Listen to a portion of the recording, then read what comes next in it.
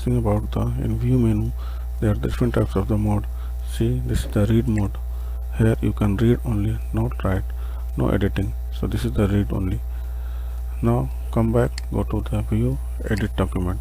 Also this is the go to the web layout. This is the web layout. See, this is the web layout. Okay, also back for the print layout. Generally this is the by default print layout. Also here the ruler. So ruler you can put this one, the ruler here, remove the ruler, so put again this one, and the grid line. See here the grid line. Okay, so now put there the grid line, this will come. Again back. Now navigation pane. So this is the navigation pane. So this is the navigation. Now close this one. Also the zoom to the size. See here the zoom. Now put here the 200%. Now see here. Now back for the 100%. So we learned about this topic for the view, the web layout, print layout, read mode, also the zoom and the ruler, grid line, navigation. So these topics are covered. Okay, thanks.